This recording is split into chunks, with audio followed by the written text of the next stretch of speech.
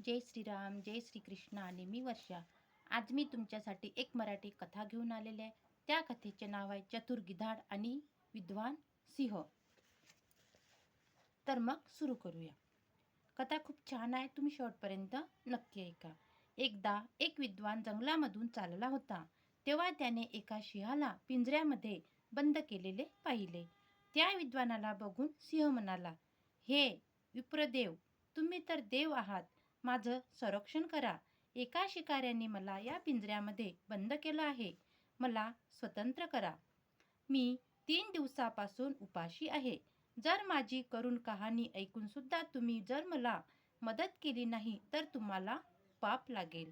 अरे सिंह दादा, मला तू काय मूर्ख समजतोस की काय?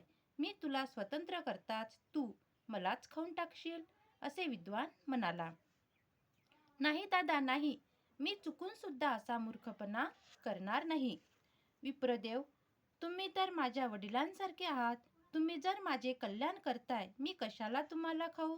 खाण्यासाठी जंगलामध्ये दुसऱ्या जीवांची काय कमी आहे? सिंह अधिकच हातापाया पडू लागला.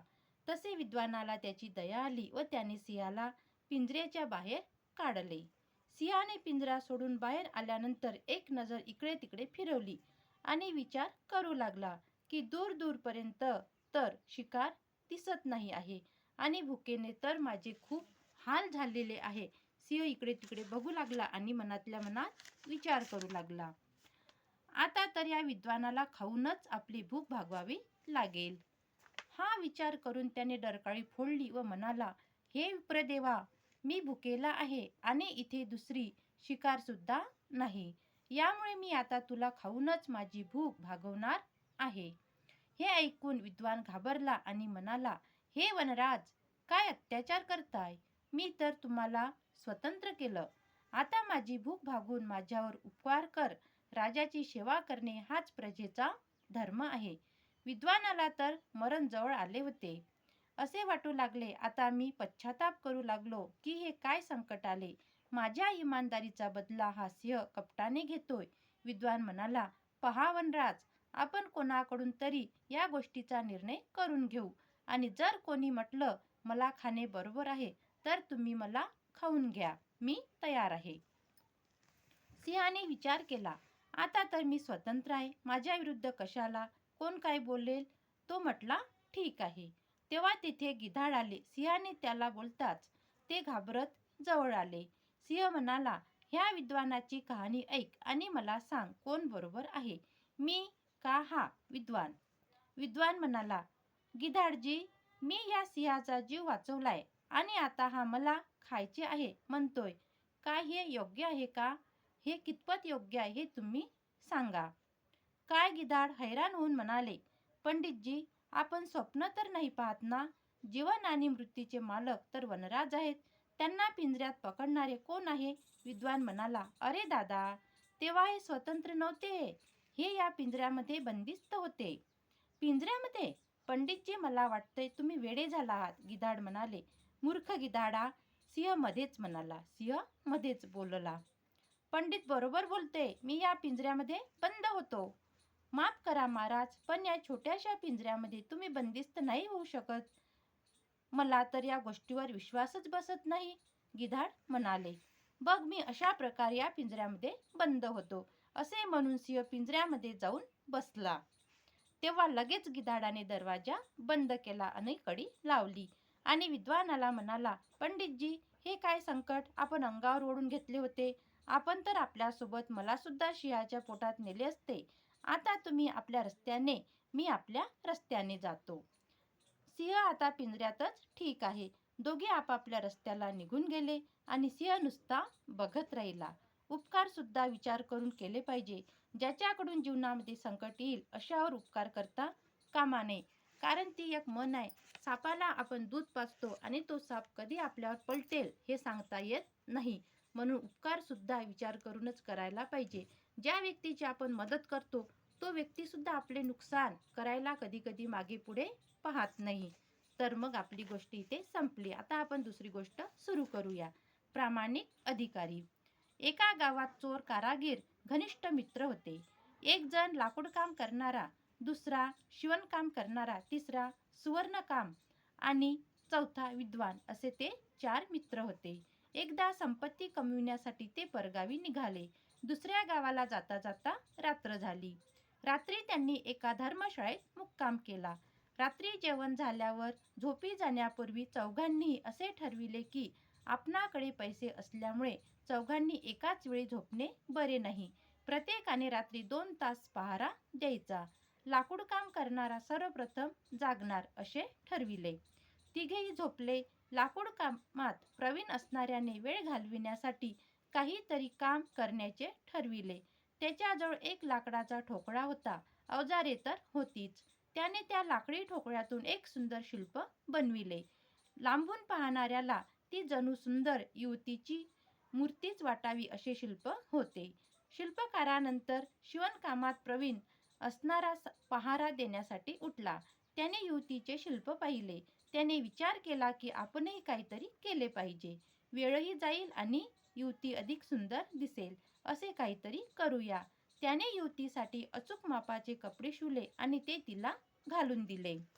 त्यानंतर सुवर्णकार उठला. त्याने त्या युवतीला अधिक सुंदर करण्यासाठी सोन्याचे दागिने घालून दिले. शेवटी संजीवनी विद्या जाणणाऱ्या विद्वानाची वेळ आली. त्याने पहारा करता करता त्या युवतीला जिवंत केले. इकडे सकाळ झाली आणि तिकडे लाकडाच्या शिल्पातून सुंदर स्त्री सजीव झाली. सकाळी चौघेही तिच्यावर अधिकार सांगू लागले. चौघांमध्ये वादविवाद सुरू झाला. एवढ्यात तेथे मंदिराचा पुजारी आला. चौघांनी त्याला पंच बनून निवाडा करण्याची विनंती केली. त्यांनी पुजाऱ्याला सगळी कथा सांगितली. पुजारी शहाणा होता. तो म्हणाला, शिल्पकाराने पुतळा बनविला. शिल्पकाराने पुतळा बनविला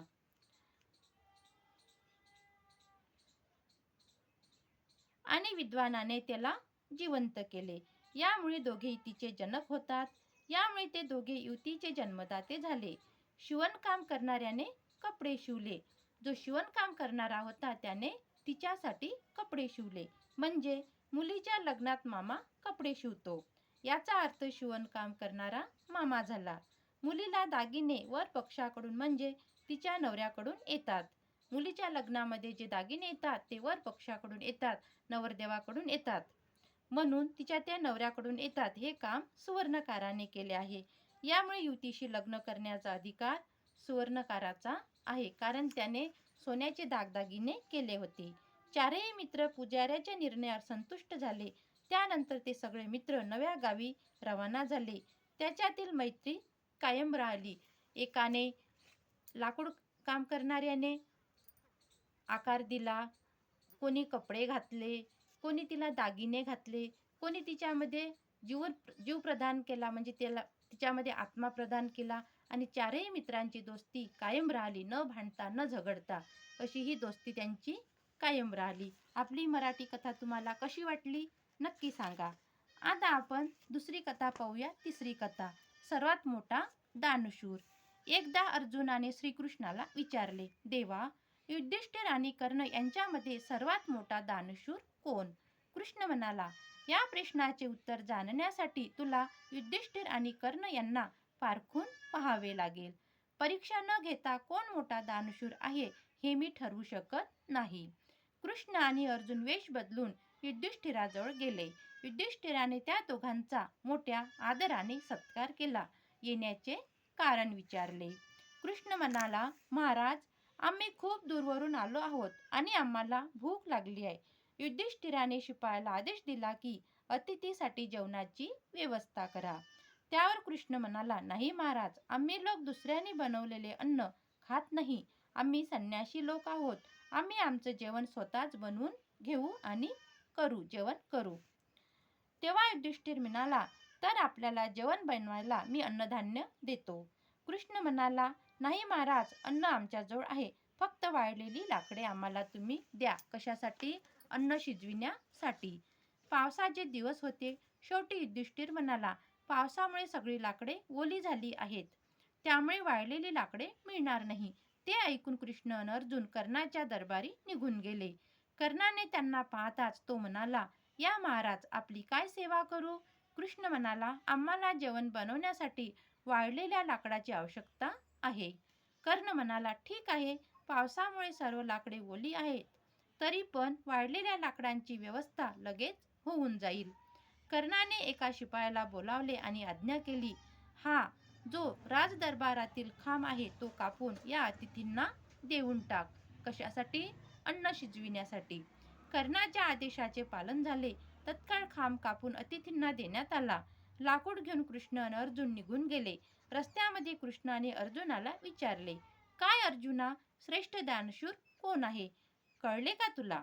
अर्जुन म्हणाला, हो देवा, माझा भ्रम संपला. मी असे समजत होतो की धर्मराज युधिष्ठिरांपेक्षा मोठा दानशूर या भूतलावर नाही, पण आज मला योग्यता कळली.